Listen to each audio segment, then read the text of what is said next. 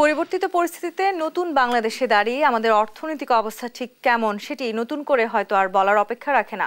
বিগত সরকার ১৬-১৭ বছর ধরে বাংলাদেশের অর্থনীতিকে যে ভঙ্গুর অবস্থানে দাঁড় করিয়ে রেখেছে, ঠিক সেখান থেকে বাংলাদেশ কিভাবে এগিয়ে উঠবে সেই নিয়ে রয়েছে বিস্তর আলোচনা। সেই আলোচনা সমালোচনায় বাংলাদেশের ব্যাংকিং খাত কেমন যাচ্ছে, বাংলাদেশের ব্যাংক নোটের মূল্যমান কেমন আছে, বাংলাদেশের ব্যাংক নিয়ে যত প্রশ্ন, সেই সব কিছু নিয়ে আজকে আমরা আলোচনা করতে চাই। আজকের দেশ সন্ধ্যায় আপনাদের সবাইকে স্বাগত জানাচ্ছি। আমি তাসনুভা তন্নি। দর্শক, ব্যাংক নোট ও ব্যাংকিং নিয়ে যত প্রশ্ন নিয়ে আজকের এই আলোচনায় আমার সাথে দুজন বিশেষ অতিথি আছেন। শুরুতেই আমার অতিথিদের সাথে পরিচয় করে দিচ্ছি। আমাদের সাথে আছেন doctor Mohammad Jalal Uddin, world currency technologist ও ব্যাংকিং রাজস্ব বিষয়ক বিশেষজ্ঞ, এবং আছেন মোহাম্মদ আবুল কাশেম, সাবেক ডেপুটি গভর্নর বাংলাদেশ ব্যাংক। আপনাদের দুজনকে স্বাগত জানাচ্ছি আজকের আলোচনায়। ডক্টর মোহাম্মদ জালাল উদ্দিন, আপনাকে দিয়ে আমি শুরু করি। আমরা ব্যাংক নোট ব্যাংকিং নিয়ে আলোচনা করছি। ব্যাংক নোট নিয়ে যদি আসলে আমরা আলোচনাটা শুরু করতে চাই, সেক্ষেত্রে নতুন ডিজাইনের টাকা খুব সহসাই দেশের মার্কেটে আসছে, সেটি আমরা শুনতে পেয়েছি। জনগণের এক ধরনের সমাদৃত জায়গাটি থেকে আসলে আমরা ব্যাংক নোটকে চিন্তা করে থাকি, সেটি কতখানি আসলে সমাদৃত হবে? নতুন যে ডিজাইন আপনারা চিন্তা করছেন, সেখানে আসলে ডিজাইনটি কেমন হতে যাচ্ছে? ধন্যবাদ। বিসমিল্লাহির রহমানির রহিম। দেশ টিভির সকল কলাকৌশল এবং সম্মানিত দর্শকবৃন্দ যারা এই প্রোগ্রামটা উপভোগ করতেছেন, তাদের সকলকে আমার আন্তরিক সালাম জানিয়ে আপনার গুরুত্বপূর্ণ প্রশ্নের উত্তর দিতে চাচ্ছি। ব্যাংক নোটের ডিজাইন, এই বিষয়টা অ্যাকচুয়ালি একান্ত এক সেন্ট্রাল ব্যাংকের এবং সরকারের ব্যাপার এবং গোপনীয় ব্যাপার। তবে আমরা যারা টাকা ব্যবহারকারী, আমরা তো স্বাভাবিকভাবেই আশা করি এমন ডিজাইন যেটা সকলের কাছে গ্রহণযোগ্য, এমন ব্যাংক নোট চাই যেটা সকলের কাছে গ্রহণযোগ্য, এবং নোটগুলি হবে স্বাস্থ্যসম্মত। বলতে বোঝাতে চাচ্ছি, ব্যাংক নোট কিন্তু জার্ম বহন করে, একজন হাত থেকে আরেকজনে যায়, বহুত জার্ম বহন করে। সুতরাং জার্ম মুক্ত এবং নকল প্রতিরোধ গুণাবলী সম্মিষ্ট নোট অ্যাকচুয়ালি জনগণ আশা করে। এখন এই নোটগুলির বর্তমানে নতুন নোট বা নতুন সিরিজ আমরা পত্রপত্রিকার মাধ্যমে জানতে পারছি যে খুব সহসা বাজারে আসতেছে। এই নোটগুলির বৈশিষ্ট্য, এটা জাস্ট আমার ব্যক্তিগত মতামত, এমনই হওয়া উচিত যেই বৈশিষ্ট্যগুলির কারণে ব্যাংক নোটটাকে জাল করা যায় না। যে ব্যাংক নোট নিয়ে আসলে জাল করা নিয়ে এক ধরনের আশঙ্কা থাকে, এবং প্রায় দীর্ঘ বছর ধরে আমরা দেখছি আসলে ব্যাংক নোট জাল করার এক ধরনের হিড়িক পড়েছিল মাঝখানে। সেখান থেকেও বেরিয়ে আসার জন্য নতুন ডিজাইন আসলে সহায়তা করে। আসলে কি ডিজাইনটা হলো ব্যাংক নোটের বেসিক কাজ। একটা বিল্ডিংয়ের যেমন ফাউন্ডেশন, সে ফাউন্ডেশনের উপর নির্ভর করে এই বিল্ডিংটা কত মজবুত, কত শক্ত এবং কত দীর্ঘস্থায়ী হবে। ঠিক তদ্রূপ ব্যাংক নোটের ডিজাইনটা হলো সবচেয়ে বড় ইম্পর্টেন্ট। সেই ডিজাইন যদি প্রবার মতন করা হয় তাহলে প্লেট ঠিক মতন হবে, প্লেট ঠিক মতন করা হলে ব্যাংক নোট মুদ্রণ সুন্দর হবে, এবং ওই ডিজাইনের ভিতরে থাকে বিভিন্ন, অ্যাকচুয়ালি একটা ব্যাংক নোটে প্রচুর সিকিউরিটি ফিচার থাকেন। একটা সাধারণ মানুষের জন্য, যারা সাধারণ মানুষ খালি চোখের জন্য বুঝতে পারে একটা গ্লেন্সে যেটা আসল নোট না নকল নোট। আরেকটা হলো যেমন মেশিনের মাধ্যমে, বিভিন্ন ডিভাইসের মাধ্যমে নোট গণনা করা হয়। ব্যাংকগুলি তো আর একটা একটা করে গণনা সম্ভব না, তখন বাল্ক গণতে গেলে তখন মেশিন ব্যবহার করা হয়, বিভিন্ন sorting machine, counting machine, bending machine, ATM machine, CDM machine, কিছু ব্যবহার করা হয়। সেই মেশিনগুলি রিড করার জন্য কিছু ফিচার থাকে। সেই ফিচারগুলি যদি প্রপার ইউজ করা হয় তাহলে মেশিনগুলি খুব সুন্দরভাবে কাউন্ট করতে পারবে। আরেকটা জিনিস ফিচার আছে যেটাকে বলা হয় ফরেন্সিক ফিচার। ফরেন্সিক ফিচারটা বলতে যে ফিচারটা অ্যাকচুয়ালি পাবলিকও জানবে না, কোনো প্রতিষ্ঠান জানবে না, জানবে শুধু যারা নোট ইউজ করে, আসলে যাতে করে জালিয়াতি রোধ করা যায় সেই ব্যবস্থাগুলো করা যায়, ওই ডিজাইনে থাকতে হবে। আমি একটু মোহাম্মদ আবুল কাশেম আপনার কাছে আসতে চাই। ব্যাংকিং নিয়ে যখন আসলে আমরা কথা বলছি, ব্যাংকিং খাত আসলে একটি দেশের অর্থনৈতিক খাতে সবচাইতে গুরুত্বপূর্ণ জায়গা বহন করে। সবচেয়ে কম অর্থনৈতিক প্রবৃদ্ধি অর্জিত হতে পারে চলতি বছর, এমন একটি আশঙ্কা করা হচ্ছে কোভিড অর্থনীতির পরবর্তী সময়ে এসে। সেই আশঙ্কায় আমরা দেখছি আমাদের অর্থনৈতিক কর্মকাণ্ড বেশ লত হয়ে আছে। সেখান থেকে বেরিয়ে আসার উপায় কি এই মুহূর্তে? হ্যাঁ, আমাদের তো একটা রিস্ক সামনে রয়েছে, আমাদের গ্রোথটা কম হবে। কোনো এজেন্সি এর মধ্যে একটা ফোরকাস্ট করেছে যে আমরা আগে যা ভাবছিলাম এই বছর গ্রোথটা কম হবে। অনেকগুলি কারণ। প্রথমত ব্যবসা বাণিজ্য একটা মন্দা, অনেক ব্যবসায়ী এলসি খুলতে পারছে না ফরেন এক্সচেঞ্জের মানে একটু ইয়ার কারণে, স্ক্যারসিটির কারণে। অনেক ব্যবসায়ী বিভিন্ন কারণে জাস্ট অ্যাবসকন্ডিং, রাজনৈতিক কারণে, অর্থনৈতিক কারণে টাকা ফেরত দেয় না, ব্যাংকে লোন ফেরত দেয় না, এসব কারণে তারা চাপের মধ্যে আছে। সেই কারণে আমাদের এই স্কুলের সামনে এসছে। আর এমনিতে আর কিছু সমস্যা আছে, সে তো ঠিক মানে গ্রোথের বিষয় না, তবু মানুষের বিষয়। আপনি যখন বাজারে যাবেন জিনিসপত্রের দাম অস্বাভাবিক বেশি, তরকারি, মাছ, মাংস, ডিম। সরকার আপ্রাণ চেষ্টা করছে এগুলি মোকাবেলা করার জন্য। হয়তো মোকাবেলা হয়ে যাবে, শীতের সবজি আসতে শুরু করেছে, একটু দামও কমতে শুরু করেছে। তবু যেগুলি আমরা এক্সপোর্ট করি অর্ডারটা আমরা ঠিকমতো পাচ্ছি না। গার্মেন্টস আমাদের বড় এক্সপোর্টেবল আইটেম, সেটার অনেক ধরনের রিস্ক রয়ে গেছে। কোভিড গেল, তারপরে গেল ছাত্র আন্দোলন, ফেসিবাদ সরকারকে উৎখাত করার আন্দোলন, এখন আবার নতুন সরকার সবগুলি আমি মনে করি সমস্যা সফলভাবে ট্যাকেল করবার চেষ্টা করছে। অর্থ উপদেষ্টা মহোদয়, বাংলাদেশ ব্যাংকের গভর্নর এবং অন্যান্য যারা ট্রেড বডি আছেন তারা চেষ্টা করছে। নিশ্চয়ই আমরা সফল হব। আপনি এই যে আসলে উদ্ধার করার চেষ্টা করছে সেটি বলেছেন, আমরাও সেই চেষ্টা দেখতে চাই। বাংলাদেশের অর্থনীতির সবচেয়ে বড় বাধা আসলে এখন যদি আমরা কেউ বলে থাকি সেটি হয়তো অনিশ্চয়তা। বাংলাদেশ আসলে এক ধরনের বিরাট রকমের অনিশ্চয়তার মধ্যে দিয়ে গেছে। আপনি নিজেও বলেছেন ফ্যাসিস্ট সরকারের আমলে আসলে ব্যাংকিং খাতে যেই ধরনের পরিবর্তনগুলো এসছে বা যেই ব্যাংকিং খাতকে আসলে ঠিক যেখানে নিয়ে যাওয়া হয়েছে সেটি হয়তো আমরা দেখতে চাইনি। কিন্তু এই অনিশ্চয়তা যদি আসলে কাটানো না যায়, সেক্ষেত্রে আপনি বিনিয়োগের কথা বলছিলেন, সেই বিনিয়োগ কি আমরা পাবো? সেক্ষেত্রে অর্থনীতি ঘুরে দাঁড়াতে পারবে কি? অনিশ্চয়তা অবশ্যই দূর করতে হবে আমাদের বাঁচার জন্য, সার্ভাইভালের জন্য, আপনার বাঁচার জন্য, আপনার পরিবারের বাঁচার জন্য, গোটা দেশকে বাঁচানোর জন্য, অর্থনীতি বাঁচার জন্য আমাদেরকে অনিশ্চয়তা কাটাতে হবে। এবং আমি তো দেখছি যে সরকার প্রত্যেকটা পদক্ষেপ সুফল দিচ্ছে, অনিশ্চয়তা কাটবেন। ট্রেড বডিগুলো তো গভর্নমেন্টকে সাহায্য করছে। গভর্নমেন্ট কতগুলি কমিশন করেছে, ব্যাংকিংয়ের জন্য কমিটি হয়েছে, তারাও সুপারিশ রাখবেন। অন্য যেসব খাত আমাদের চ্যালেঞ্জের সম্মুখীন হয়েছে সবগুলি আশা করি কেটে উঠবে। আর যখনই আপনি দেশের ভিতরে সুশাসন দেখবেন ব্যাংকিং খাতে, অর্থনৈতিক জগতে, তখন ইন্টারন্যাশনাল ইনভেস্টররা আসবে, বিনিয়োগ নিয়ে আসবেন। এর মধ্যে কিছু সাড়া পাওয়া যাচ্ছে। আমাদের যে নতুন প্রধান উপদেষ্টা মহোদয়, সারা পৃথিবীতে আন্তর্জাতিক খ্যাতি রয়েছে, তার একটা ফেস ভ্যালুও কিন্তু আছে সারা পৃথিবীতে। তো সেটাও একটা ইম্পর্টেন্ট দিক আমাদের জন্য, ব্র্যান্ডিং এর দিক আর কি আপনারা যেটাকে বলেন। তো সেই দিক দিয়ে নিশ্চয়ই আমাদের এটা কেটে যাবে। আর এর মধ্যে সরকার নির্বাচনের একটা মোটামুটি তারিখ ঘোষণা করেছে যে সর্বোচ্চ 26শে জুনের মধ্যে নির্বাচন হয়ে যাবে। যখন একটা নির্বাচিত সরকার আসবে তখন কিন্তু আন্তর্জাতিক সংস্থা, আমাদের অন্যান্য বাইল্যাটারাল বা মাল্টিল্যাটারাল যেসব এজেন্সিগুলি আছে, অন্যান্য দেশ আছেন, তারা আরও বেশি মানে কনফিডেন্ট ফিল করবে আমাদের দেশের উপর। এই কনফিডেন্সের জায়গাটিতে ডক্টর মোহাম্মদ জালালউদ্দিন, আপনার কাছে আমি একটু আসতে চাই। আস্থার একটি বড় জায়গা আসলে ব্যাংকের উপর কিন্তু তার গ্রাহকদের থাকে, তারা তাদের আমানত জমা রাখেন ব্যাংকে। দিন দিন আসলে ব্যাংকগুলোর প্রতি মানুষের আস্থাহীনতা তৈরি হচ্ছে কি? মানুষ আসলে সেই আস্থার জায়গাটি থেকে ব্যাংকে এখন আসলে টাকা রাখতে মানুষের এক ধরনের অনীহা সৃষ্টি হয়েছে অনেক জায়গায় আমরা দেখেছি। যেহেতু চাহিদা মাত্র আসলে যে টাকা দিতে বাধ্য থাকার কথা ছিল, আমরা চাইলেও সেই টাকাটি পাচ্ছি না, সেটি একটি বড় কারণ কিনা? সেটা আসলে অনেকগুলি কারণ আছে। তার ভিতরে এখন ব্যাংকগুলোতে গেলে একটা লোকের দরকার, সে উঠাইতে চায় 5 লক্ষ টাকা, 20 লক্ষ টাকা, কিন্তু সে ওই টাকাটা পায় না। তার অর্থ হল কি ব্যাংকে টাকার অভাব আছে, মানে যেটা ক্যাশ মানির অভাব আছে, যার কারণে ব্যাংক কাস্টমার যা চায় সেই টাকাটা ব্যাংক দিতে পারে না।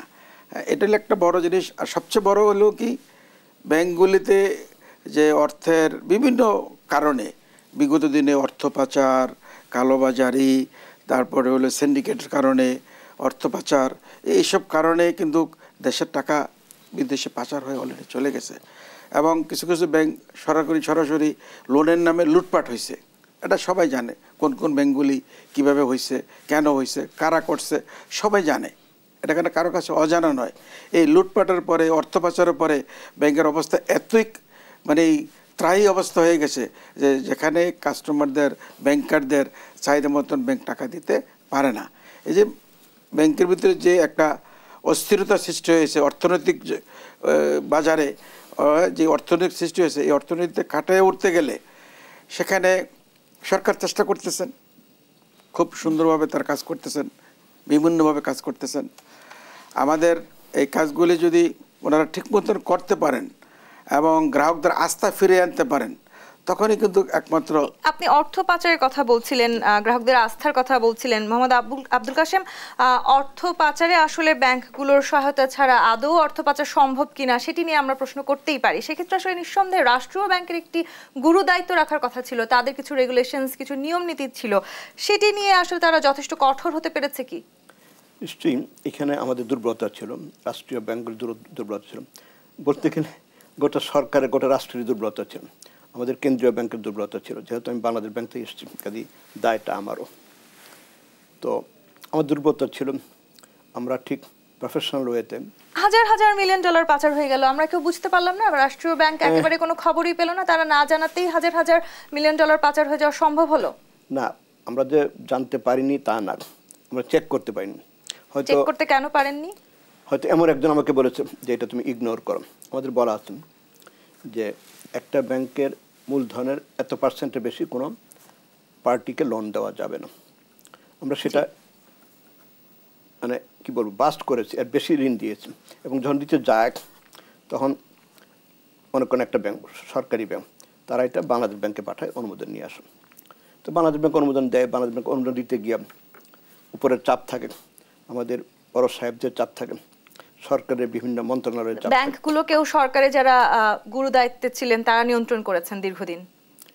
সেটা তো আছেই, মানে খুব দুর্ভাগ্যজনক বিষয় যে এটা আমরা চেক দিতে পারিনি। এখন তো অনেক কথাই আসছে, আমরা যখন ব্যাংকে চাকরি করতাম তখন শুনতাম কিছু, তো তখন যা শুনতাম এখন যে আরও অনেক অনেক বেশি রকম অনিয়ম হয়েছে, আমরা চেক দিতে পারিনি, আমরা সম্পূর্ণভাবে ফেইলিওর। এবং সেই জন্য আগের সরকার বা আমরা যারা আগের কর্মকর্তা ছিলাম তাদেরকে জবাবদিহিতার আওতায় আনা উচিত। জি নিশ্চয়ই সেই জায়গাটি থেকে আসলে নানান রকম কাজ করার চেষ্টা করা হচ্ছে এবং ব্যাংকের যারা আসলে এই ধরনের পাচারের সাথে জড়িত ছিলেন তাদেরকেও কিন্তু জবাবদিহিতার আওতায় আনার চেষ্টা করছে এই সরকার। ডক্টর মোহাম্মদ জালালউদ্দিন, ব্যাংক খাতকে আসলে আস্থায় ফিরিয়ে নিয়ে আসার জন্য আপনি বলছিলেন অনেক ধরনের পদক্ষেপ ইতিমধ্যে সরকার গ্রহণ করেছে, সেক্ষেত্রে ভালো এবং খারাপ ব্যাংক, আমি খুব সহজ বাংলায় বলতে চাই, আসলে সেগুলোকে একীভূত করার এক ধরনের সিদ্ধান্ত গ্রহণ করা হয়েছে। সেটি করলে আসলে এই ধরনের জায়গাটি থেকে আমরা কতখানি কাটিয়ে উঠতে পারবো এই অনিশ্চয়তার জায়গা থেকে? আসলে দুর্বল ব্যাংক এবং সবল ব্যাংক একত্র করলে যে খুব বেশি লাভ হবে তা নয়। সবচেয়ে বেশি অর্থনীতিকের যে দুর্দশা থেকে যদি ফিরিয়ে আনতে হলে আমাদের যে রেগুলেটরি বডি আছে যেমন সেন্ট্রাল ব্যাংকের আমি বলবো উদাসীনতা নয়, তাদের অবহেলার কারণে, কারণ সেন্ট্রাল ব্যাংক একটা ইন্ডিপেন্ডেন্ট বডি। যদি কেউ বলে অর্থমন্ত্রী সরকার প্রধান যদি বলে যে তুমি এই লোনগুলি দাও, কিন্তু সেন্ট্রাল ব্যাংক দিতে পারে না। বিগত দিনে যে সমস্ত গভর্নর সাহেবরা ছিলেন ওনারা ছিলেন মেরুদণ্ডহীন, উনি তো ইন্ডিপেন্ডেন্ট, ওনার হেড, উনি তো কারো জবাব দিতে নেই। উনি যদি বলে যে নো, যে এই সিস্টেমগুলি ফলো করে লোন দিতে হবে, ওনার যে সুপারভাইজার টিম আছেন সে টিম যদি ঠিক মতন গিয়ে কমার্শিয়াল ব্যাঙ্কগুলিতে পরিদর্শন করতেন তাহলে তো এই ব্যাড লোন হতো না, টাকা লুটপাট করতে পারতো না। এই জন্য দায়ী সেন্ট্রাল ব্যাংক এবং সেন্ট্রাল ব্যাংকের যিনি সর্বোচ্চ কর্মকর্তা ওনাদেরকে আইনের আওতায় এনে এমন বিচার করা উচিত যে আগামী দিনে কোনো গভর্নর যেন এই ধরনের অনিয়ম করতে না পারে, দেশের টাকা জনগণের টাকা যেন লুটপাট করতে না পারে। পাচার এবং লুটপাট বলতে বিভিন্নভাবে বোঝায়। টাকা তো পাচার করে, আমি লোন নিলাম, টাকা নিয়ে টাকা ফেরত দিলাম না, আমি নিলাম একটা ইন্ডাস্ট্রি কথা বলে, আমি ইন্ডাস্ট্রি না করে আমি জমিন কিনলাম, আমি অন্যান্য খাতে ব্যয় করলাম, জমিনের দাম হুড় করে বাড়তেছে। সুতরাং তারা যেন অনিয়মগুলি করতে না পারে সেই জন্য আমি মনে করি সেন্ট্রাল ব্যাংক এবং সংশ্লিষ্ট অন্যান্য যে সমস্ত বডি আছে এদেরকে আইনের আওতা। ব্যাংকিং খাত নিয়ে যদি আসলে প্রশ্ন আসে, একটু যোগ করি, সেটা এরকম যে চাপ থাকবেই। আমি যদি বাংলাদেশ ব্যাংকের গভর্নর হই আমার উপর অর্থমন্ত্রীর চাপ থাকবে, প্রধানমন্ত্রীর চাপ থাকবে। সেই চাপগুলি আমি বিভিন্নভাবে ওভারকাম করতে পারি। আমাদের আগের গভর্নর উনি এখন অর্থ উপদেষ্টা, ওনার সময় চাপ ছিল। ঠিক এই জায়গাটিতে আমরা আসবো, এখন আসলে পরিবর্তী পরিস্থিতিতে কেমন হতে যাচ্ছে সেই চাপের জায়গাগুলো নিয়ে আমরা আলোচনা করবো। একটি বিরতির সময় হয়েছে, দেশ সন্ধ্যায় বিরতি নিয়ে ফিরছি, সাথেই থাকুন। দেশ সন্ধ্যা দেখছেন। ডক্টর মোহাম্মদ জালালউদ্দিন, আপনি বলছিলেন আসলে এক ধরনের চাপ সৃষ্টি করা হয়েছিল, কিন্তু সেই চাপ কাটিয়ে ওঠার সুযোগ ছিল। মোহাম্মদ আবুল কাশেম, সেই চাপ আসলে রাষ্ট্রীয় ব্যাংকের যারা আসলে কর্মকর্তা ছিলেন তারা আসলে কাটিয়ে ওঠার চেষ্টা করেছিলেন, নাকি আসলে চাপ কাটিয়ে ওঠার চেষ্টা করেও পারেননি, নাকি আসলে কখনো চেষ্টাই করেননি? দুটোই, পারিনি এটাও ঠিক, আর চেষ্টা করিনি এটাও ঠিক। কারণ ধরুন আমি একটা, সরকার তো বড় বড় অনেকগুলি ব্যাংক আছে, ছোটো ব্যাংক আছে, আমি একটা ছোটো ব্যাংকে কাজ করি। হ্যাঁ, সরকার থেকে একটা চাপ আসলো, তুমি এই লোনটা দাও। আমার এই গার্ডস নাই যেটা আমি অস্বীকার করব, কারণ আমার একটা আকাঙ্ক্ষা থাকে আমি বড়। আবার এস আলম যখন হাজার হাজার কোটি টাকা চাইছে সেটিও আপনি দিয়ে দিতে পারছেন, তখন গার্ডস কি করে আসে? আমরা তখন নিয়মের ভায়োলেট করি, অন্যায় করি, তারপরে একসময় দুর্নাম হয়, বদনাম হয় এবং অনেকে জেলেও যাবে। তো এস আলম বা অন্যান্য যারা এই কাজগুলি করেছেন তারা সরকারের গোটা মেশিনারিকে তারা ব্যবহার করেছে। আপনারা শুনেছেন যে মানে সেনাবাহিনীর আওতায় একটা এজেন্সি ছিল, তাদেরকে ব্যবহার করা হয়েছে ইসলামী ব্যাংক ছিনতাই করার জন্য, বা অন্যান্য লোনও তারা এইভাবে নিয়েছে। মানে বাংলাদেশ ব্যাংক কোনো না কোনোভাবে ব্যাংকিং খাত আসলে যা ইচ্ছা তাই করতে পেরেছে একটা দীর্ঘ সময় ধরে, এবং সেটি আসলে একেবারে যারা সাধারণ মানুষ তাদের টাকা দিয়ে তো আসলে ব্যাংকগুলো চলে। অবশ্যই রাইট, আমার টাকা আপনার টাকা সকলের টাকা মিলিয়ে কিন্তু ব্যাংকের টাকা, ব্যাংকের নিজস্ব কোনো টাকা নেই, তার নিজস্ব টাকা হলো 400 কোটি টাকা, যেটা পেড আপ ক্যাপিটাল তারা দেয়, তারপর সব জনগণের কাছ থেকে যে ডিপোজিট নেয়। এই জায়গাটিতে ডক্টর মোহাম্মদ জালালউদ্দিন, একটু আপনার কাছে আমি আসতে চাই। আমরা সবাই স্বীকার করতে বাধ্য আসলে ব্যাংকগুলো সাধারণ জনগণের টাকা দিয়ে চলে, কিন্তু যেই সাধারণ মানুষের টাকা ব্যাংক আমানত হিসেবে রাখছে সেই টাকা তারা এস আলম কিংবা এই ধরনের যারা গ্রুপ আছে তাদেরকে দিয়ে দিচ্ছে এবং তারা সেই টাকা মানি লন্ডারিং করে ফেলছে। তাদের বিচার হতে আমরা কখনো দেখেছি, কিংবা যেই ব্যাংকাররা বা যেই ব্যাংকগুলো আসলে এই জায়গাটিতে জড়িয়ে আছেন তাদের সুষ্ঠু বিচার আমরা আজ পর্যন্ত কখনো হতে দেখেছি? এই ধরনের বিচার অতীত হয় নাই, এই ধরনের লুটপাট কিন্তু অতীত হয় নাই। বর্তমান অ্যাকচুয়ালি এর আগে যে বিএনপি সরকার ছিলেন সেই সরকার আমলে এই ধরনের লুটপাটের কোনো ঘটনা আমরা শুনি নাই, এবং জনগণও জানে না। নাকি ছোট অঙ্কে হয়েছে বলে আমরা জানি না, বিশাল অঙ্কে এখন হচ্ছে দেখে আমরা বুঝতে পারছি, জানতে পারছি। বিশাল অঙ্কে না, এমন কোনো ঘটনা আমরা পাই নাই যে বিগত আমলে বিএনপি সরকার লুটপাট করেছে এবং অর্থ পাচার করেছে। এ ধরনের ঘটনা আমরা জনগণ জানি না। এখন আমরা শুধু জানি না, এদেশের প্রত্যেকটা জনগণই জানেন যে এই দেশের টাকা কিভাবে লুটপাট করছে। এই টাকাগুলো কিন্তু জনগণের, আপনার আমার।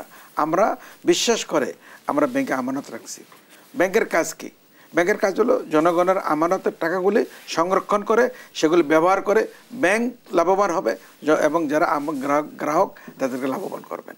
কিন্তু ব্যাংক সেই কাজগুলি না করে ওনারা এই জনগণের টাকাগুলি বিদেশে পাচার করেছেন। এটা একটা সমষ্টিগত, আমি বলবো এক সমন্বয়ভাবে তার একটা করাপশনের মানে একটা যোগসাজের মাধ্যমে কিন্তু এই কাজগুলি করছে, সরকার উপর থেকে শুরু করে। সেক্ষেত্রে আসলে তদারকি করবার বা এই জায়গাগুলো দেখবার কি কেউ নেই? ছিলেন তদারকির যিনি সবচেয়ে বড় প্রধান কর্মকর্তা, তিনি ব্যাংকের গভর্নর সাহেব। তো গভর্নর সাহেব তো উনি ওনার দায়িত্ব পালন করেন নাই, এবং ওনার অধীনস্থ ডেপুটি গভর্নর যারা ছিলেন, যে আমার পাশে সহকর্মী আছেন হ্যাঁ কাশেম সাহেব, উনি কিন্তু একজন ভালো ব্যাংকার, কিন্তু ওনারা ইচ্ছা করলে কিন্তু আমি মনে করি ওনারা পারতেন। একটু যদি এই প্রশ্নটি আপনাকে করি, মোহাম্মদ আবুল কাশেম, আপনারা কি আসলে ইচ্ছা করেছিলেন ভালো কিছু করতে, কিংবা এই যে পাচারগুলো হয়েছে, যে দুর্নীতিগুলো ব্যাংকের মধ্য দিয়ে হয়েছে, সাধারণ মানুষকে ঠকানো হয়েছে, সেটি আসলে বলা যায় খুব একটা হয়তো ভুল হবে না যদি আমি এই শব্দটি ব্যবহার করি, সেই ঠকানোর জায়গাটিতে আপনারা তাহলে কেন অংশগ্রহণ করলেন? বা আপনাকে আমি সরাসরি ব্যক্তিগতভাবে বলতে চাইনি, আসলে যারা আসলে ব্যাংকিং খাতে জড়িত আছেন, যারা কর্মকর্তা আছেন, তারা কেন সেখানে অংশগ্রহণ করছেন? এখানে আমি অন্তত দুইটা ঘটনা পরিষ্কার মনে পড়ে। একটা হলো যখন আমরা 500 কোটি টাকার উপরে যারা লোন নিয়েছেন তাদেরকে একটা রিস্ট্রাকচারিং ব্যবস্থা করলাম।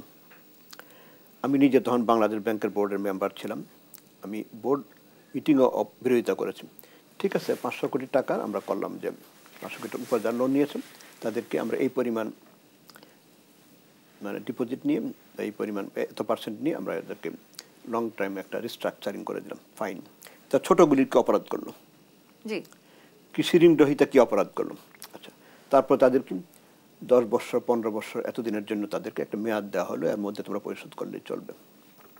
আচ্ছা, আরেকটা জিনিস আমি বিরোধিতা করেছিলাম, সেটা হলো যখন আমরা সাধারণ ব্যাংক 5টা দিই এবং 4টা এনআরবি ব্যাংক দিই। আমি বলেছিলাম আমরা সাধারণ ব্যাংক একটা দিই এবং এনআরবি ব্যাংক একটা দিই। তখন আমাদের বোর্ড, গোটা বোর্ডই চলে গিয়েছিল অর্থমন্ত্রীর কাছে যে মাননীয় অর্থমন্ত্রী, এটা দেওয়া ঠিক হবে না।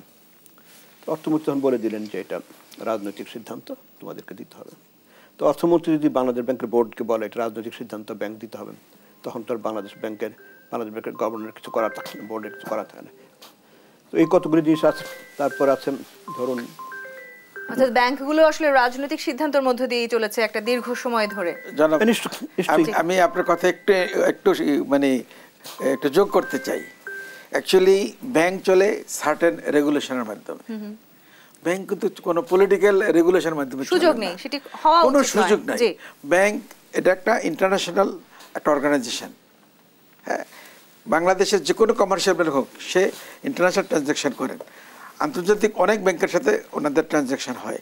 সুতরাং আন্তর্জাতিকভাবে একটা রেগুলেশন রয়ে গেছে এবং দেশীয়ভাবে একটা রেগুলেশন রয়ে গেছে। ব্যাংকের কর্মকর্তারা যদি তাদের দায়িত্ব সঠিকভাবে পালন করতেন বা রেগুলেশনকে ফলো করতেন, কোন অবস্থাতে এই দেশের টাকা লুটপাট হওয়ার সুযোগও থাকে না, পাচার অর্থ। যে অবস্থা আসলে আমরা দাঁড়িয়ে আছি, ব্যাংকগুলো আদৌ আসলে এই নিয়ম নীতি তোয়াক্কা করেছে কিনা সেটি নিয়েও প্রশ্ন তোলা যায়। খুব সহজ একটি প্রশ্ন, দীর্ঘদিন ধরে হয়তো সাধারণ মানুষ ভাবছিলেন একজন সাধারণ কৃষক তিনি ব্যাংকে গিয়ে ঋণ পান না, কিন্তু যিনি ইন্ডাস্ট্রিয়ালিস্ট যার কোটি কোটি টাকা আছে তিনি খুব সহজেই ব্যাংকে ঋণ পান। সেটি নিয়ে আমরা একটি প্রশ্ন রাখতে চাই। আমি প্রশ্নের উত্তর নিব, তবে একটি বিরতি নিতে চাই। দেশ সন্ধ্যায় আরো একটি বিরতি নিয়ে ফিরছি, সাথেই থাকুন। দেশ সন্ধ্যা দেখছেন। ব্যাংকনোট ও ব্যাংকিং নিয়ে আলোচনা করছি আমরা। মোহাম্মদ আব্দুল কাশেম, আপনি বলছিলেন আসলে যে ব্যাংকিং এ নানান রকমের চাপ আছে এবং সেই চাপগুলো সামলে ওঠার এক ধরনের প্রয়োজন আছে, কিন্তু ডক্টর মোহাম্মদ জালালউদ্দিন সেই জায়গাটিতে আমি একটু আলোচনা করতে চাই। ব্যাংক বারবার আসলে নিজেদের চাপের কথা বলে, কিন্তু ব্যাংক তো আসলে সাধারণ মানুষের জন্য কাজ করবার কথা ছিল, দেশের সব ধরনের মানুষের জন্য কাজ করবার কথা ছিল। একজন কৃষক যখন আসলে একটি ব্যাংকে যান, তিনি যখন একটি লোন চান, ম্যাক্সিমাম সময় আমরা দেখি কৃষকেরা লোন পান না, কিন্তু যারা ইন্ডাস্ট্রিয়ালিস্ট, যারা ইতিমধ্যে কোটি কোটি টাকার মালিক, তারা কিন্তু খুব সহজেই লোন পান। সেই ব্যবস্থাটি কেন? সেই ব্যবস্থাটি কিছুই না, এতে অ্যাকচুয়ালি গত সরকার আমলে ছিল লুটপাটের কারণে। লোন কিন্তু আপনি দেখেন যে সমস্ত ব্যাংকগুলিতে হাতে গোনা কয়েকটা ব্যাংক শুধু ভালো আছে, আর বাকি ব্যাংকগুলি কিন্তু অবস্থা খুবই শোচনীয়, এবং ওই ব্যাংকগুলি লুটপাট করে টাকা পাচার হয়েছে এবং টাকাগুলি বিভিন্নভাবে যেই প্রজেক্টের জন্য নামে নিয়েছে সেই প্রজেক্টে না করে বিভিন্ন খাতে তারা অপব্যবহার করেছেন লোনগুলির।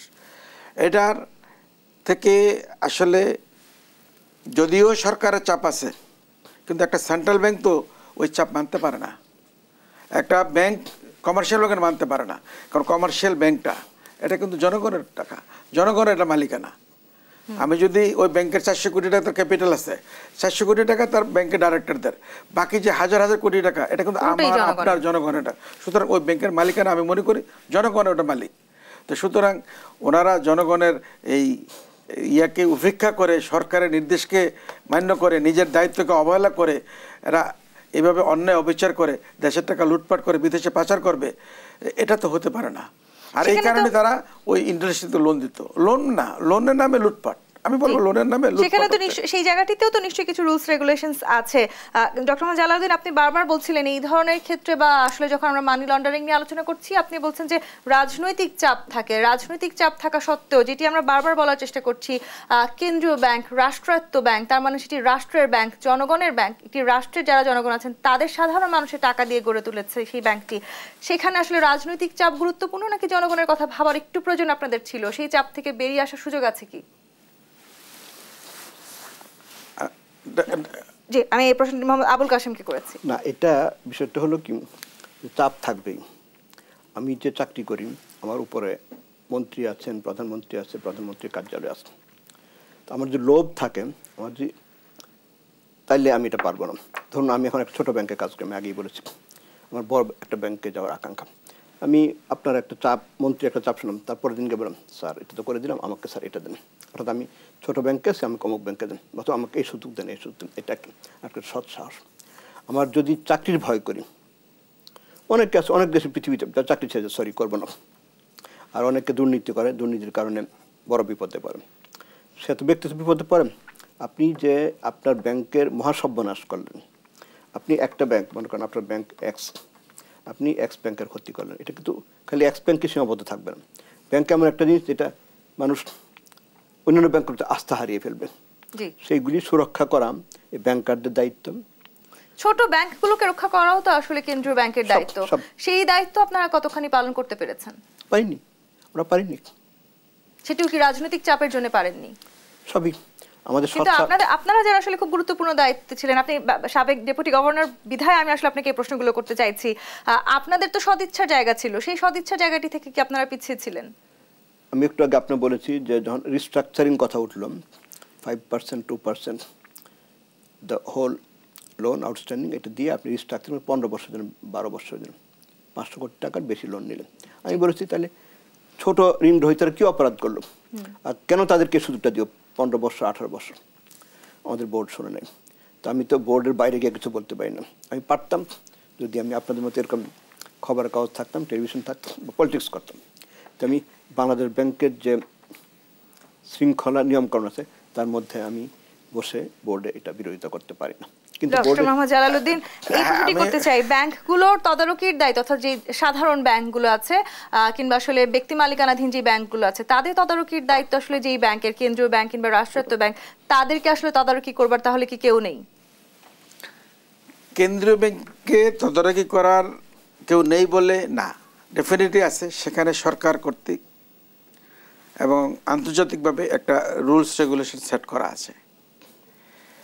কাশেম সাহেব যে বললেন যে উনি উপরের কর্মকর্তাদের অর্ডার উনি অমান্য করতে পারেন নাই, আমি এটাকে ওনার একার পক্ষে হয়তো কিছু করার সুযোগ ছিল না। আমি একটা উদাহরণ দিই, আমাদের দেশেরই একজন বিচারপতি, ওনার নাম মোতাহার হোসেন। ওনাকে এক বিচারে সরকার সাংঘাতিকভাবে প্রভাবিত করতেছিলেন যে আপনাকে এই রায় দিতে হবে। উনি বলছেন নো, আমি ঘটনা যা পেয়েছি সেই অনুপাতে যা পাই আমি রায় সেটা দেব। ওনার উপরে এমন চাপ ছিল, কিন্তু উনি চাপ কোনোভাবেই অ্যাকসেপ্ট করেন নাই। উনি ঘটনামূলক রায় দিয়ে যখন রায় দেওয়ার পরে যখন ওনার জীবনের উপরে হুমকি চলে আসলো, উনি কিন্তু দেশ ছেড়ে চলে গেছেন। আমি মনে করি এই ধরনের কর্মকর্তারা যদি এই মোতাহার সাহেবের মতন নিজের দায়িত্বের প্রতি শ্রদ্ধাশীল হতেন, তাহলে এদেশে অন্যায়, অবিচার, দুর্নীতি, রাহাজানি, ইভেনকি এই টাকা অর্থ পাচার, অর্থনীতির দৈন্যদশা হতো না। সুতরাং আমি মনে করব আমাদের দেশের যারা বড় বড় পদে ছিলেন ওনারা ওনাদের দায়িত্বগুলি পালন করেন নাই। আসলে যে ব্যাংকে যে লুটপাট হয়েছে সেটি অনেকটা রাজনৈতিক প্রভাবেই হয়েছে, সেটি যেমন সুস্পষ্ট, তেমনি আসলে ব্যাংকারদের একটি বড় দায়িত্ব ছিল সেই লুটপাটকে আসলে রুখে দেওয়ার। সেই জায়গাটি নিয়ে একটু আলোচনা করতে চাই। মোহাম্মদ আব্দুল কাশেম, সেই যে দায়িত্বটি আপনাদের ছিল এই লুটপাটকে রুখে দেওয়ার, সেখানে আসলে আপনারা সেই সময়টাতে আপনারা কি করেছেন? নিশ্চয়ই একেবারে সব লুটপাট আপনাদের অগোচরে হওয়ার সুযোগ ছিল না। আমি একটা ঘটনা বলি। আমাদের বাংলাদেশ ব্যাংকের একজন ইন্সপেক্টর খুব স্পর্শকাতর একজন ঋণগ্রহীতার একটা অনিয়ম ধরেছেন। ধরার পরে গভর্নরের কাছে যখন গেলাম, গভর্নর কয়েকদিন ধরে রাখলেন, রিপোর্টটা কিছু করলেন। তারপরে ওই ছেলে যখন রিটায়ার করলো তখন গভর্নর এটা পাস অন দিল। রিটায়ার করবার আগে তাকে এমন এক জায়গায় পোস্টিং দিলাম যেখানে কোনো কাজই নাই, অর্থাৎ ইন্সপেকশন পরিদর্শন যে কাজ, এই কাজ থেকে তাকে অব্যাহতি দিয়ে অন্য জায়গায় নিয়ে গেলাম। এটা একটা, অর্থাৎ কীভাবে যে নিগৃহীত হতো এটা। আর আপনি যে বলছেন তদারকির কথা, বাংলাদেশ ব্যাংকের উপর তদারকি করবে সরকার, তো আরেকটা তদারকির ব্যবস্থা আছে। সেটা হলো আপনারা যারা টেলিভিশন কাজ করেন, খবরের কাগজ, এনজিও, সুধী সমাজ, তারা যখন এইখানে ওইখানে বিভিন্ন কথা বলেন যে অমুক ব্যাংকেই হচ্ছে, বাংলাদেশ ব্যাংকেই হচ্ছে, এটা কিন্তু এক ধরনের তদারকি, একটা মানে সোশ্যাল প্রেশার পড়েন, একটা সাইকোলজিক্যাল প্রেশার পড়ে। আজকে যদি আপনাদের দেশ টেলিভিশন থেকে বলেন যে কাশেম এটা করেছে বাংলাদেশ ব্যাংক, আমার কিন্তু খেয়াল ভাই সর্বনাশ, তার খবর জেনে গেছে, ঠিক আছে আর করবো না। এটাও কিন্তু একটা তদারকি। কাজেই মানে আমার যে সাংগঠনিক তদারকি, বিধিবদ্ধ তদারকি, এর বাইরেও আপনারা যারা বাংলাদেশ ব্যাংকের বাইরে আছেন, সিস্টেমের বাইরে আছেন, টেলিভিশন, খবরের কাগজ, এনজিও, সুধীজন, তাদের কথাবার্তাও একটা তদারকি হয়, একটা চাপ পড়ে আমাদের উপরে। লাজ শরম তো আমাদেরও আছে, কাজেই আমরা এটাও একটু কেয়ার করি। আমি একটু যোগ করছি ওনার সাথে। অ্যাকচুয়ালি রাজনৈতিক চাপ, আরেকটা হলো আমি আমার দায়িত্ব, আমি আমার টেবিল ওয়ার্ক ক্লিয়ার মেনশন করা আছে আমি কি করতে পারবো কি করতে পারবো না। যখন রাজনৈতিক কেন আরও কেউ যদি অর্ডার দেয় যে আমি আমার এই টেবিল ওয়ার্ক আমার এই দায়িত্বের বাইরে কিছু করতে পারবো না, তখন ওই মোতাহার হোসেন সাহেবের মতন আমাদের পদত্যাগ করা উচিত ছিল। আর সবচেয়ে বড় ঘটনা হলো এই দেশে ছিল না জনগণের সরকার, ছিল না জবাবদিহিতা, আইনের সুশাসন। এই আইনের সুশাসন না থাকার কারণে, জবাবদিহিতা না থাকার কারণে এবং জনগণের সরকার না থাকার কারণে আপনারা জানেন, আমরা সবাই জানি যে ভোটের নামে প্রহসন হয়েছে। সেখানে জনগণ পারছে তার মতামত প্রদান করতে পারেনি। যার কারণে আমি মনে করি এই দেশের যত অন্যায় অফিসার হয়েছে তার মূল লক্ষ্য হলো জনগণের সরকার না থাকার কারণে। এই আজকে যদি এই থেকে উত্তরিত হয়, এই অন্যায় অফিসার থেকে উতরে আসতে হয় এবং অর্থনৈতিক দৈন্যদশা কেন দেশের যে অবস্থা থেকে, এই দুর্দশার অবস্থা থেকে যদি আমাদেরকে উতরে আসতে হয়, তাহলে আমাদের প্রথম প্রয়োজন জনগণের সরকার, নির্বাচিত সরকার। নির্বাচিত সরকার না হলে এর থেকে পরিত্রাণ পাওয়া, অর্থনৈতিক দৈন্যদশা থেকে উতরে আসা, পরিত্রাণ পাওয়া, অর্থনৈতিক স্বাবলম্বী করা, এই ধরেন সিন্ডিকেট, কালোবাজারি, রাহাজানি, লুটপাট, এগুলি কোনো থেকে আমরা রক্ষা পাবো। যে অর্থনৈতিক অবস্থার কথা আমরা বলছি মোহাম্মদ আব্দুল কাশেম, সেই অর্থনৈতিক অবস্থায় আসলে টাকার মান খুব গুরুত্বপূর্ণ আমাদের জন্য। নানান কারণে বাংলাদেশের ব্যাংকিং খাতের নানান এই ধরনের অনাস্থার কারণ হোক কিংবা আসলে রাজনৈতিক কারণে টাকার মান কমছে, সেখান থেকে বেরিয়ে আসার উপায় কি? টাকার মান কমে যাচ্ছে, এটা সত্যি। টাকার মান বাড়বে যদি আমরা বেশি এক্সপোর্ট করতে পারি, রেমিটেন্সটা বেশি আসে, ওয়েজ অ্যান্ড দ্য রেমিটেন্স, অথবা যারা এক্সপোর্ট করেছেন যে দেশে প্রসিডসটা রিয়েলাইজ করেন। বাংলাদেশ ব্যাংকের গভর্নর এই ব্যাপারে খুব শক্ত যে তোমরা এক্সপোর্ট প্রসিডস তাড়াতাড়ি রিয়েলাইজ করো, সকল ব্যাংকের উপরে চাপ দিচ্ছেন। এই টাকাগুলি আসলে, বাংলাদেশি টাকাগুলি আসলে তখন আন্তর্জাতিক ক্ষেত্রে অন্যান্য ফরেন এক্সচেঞ্জের সাথে, ফরেন কারেন্সির সাথে আমাদের টাকার দাম বাড়বে। এবং বাংলাদেশ ব্যাংকের গভর্নর আমি মনে করব বর্তমানে যে পদক্ষেপ নিচ্ছে সবগুলি সফল পদক্ষেপ এবং এতে আমাদের টাকার মান বাড়বে আস্তে আস্তে। জি, সেই প্রত্যাশা আসলে আমরা সব সময় করি, কিন্তু ডক্টর মোহাম্মদ জালালউদ্দিন, টাকার মান যেমন বাড়ার প্রয়োজন, তেমনি কখনো তো আমরা আসলে বাইরের দেশগুলোতে ডলার নকল হতে শুনিনি, কিন্তু টাকা নকল হতে আমরা প্রায় প্রতিনিয়তই শুনতে থাকি। সেটি কেন হয়? টাকা কেন সবসময় নকল হতে হয়? আপনি ওই প্রথম আপনার যে প্রশ্নটা আমাকে করেছিলেন, আসলে ওটার ভিতরে ছিল উত্তরটা। আপনার খুব তাড়াহুড়ার কারণে আমি কিন্তু উত্তরটা দিতে পারিনি। টাকার যে ডিজাইনটা তৈরি করা হয় সেখানে থাকে যে কী ধরনের সিকিউরিটি ফিচার থাকবে, কী ধরনের মেটেরিয়ালস থাকবে, কী ধরনের টেকনোলজি থাকবে। ওই যদি টাকাতে যে ধরনের সিকিউরিটি ফিচার থাকা প্রয়োজন, সেই ফিচারগুলি আসলে না থাকার কারণেই আমাদের টাকাগুলি জাল হচ্ছে। আর আমেরিকাতে দেখেন, আমেরিকার যে ডলারটা, এটার 80% হলো কটন, 20% হলো সিনথেটিক ফাইবার, এবং এটার ভিতরে যে সমস্ত সিকিউরিটি ফিচারগুলি আছে সেই সিকিউরিটি ফিচারগুলি অয়েল প্রুফ, এগুলি সহজে নকল করা যাচ্ছে না। এবং সেখানে clear overt feature, covert feature, forensic feature. Overt মানে পাবলিক যে ফিচারগুলি খালি চোখে দেখলে বুঝে, অথবা অন্ধরা বুঝতে পারে যে ফিচার, এটাও one kind of overt feature, এটাকে ফিলিং ফিচার বলা হয়।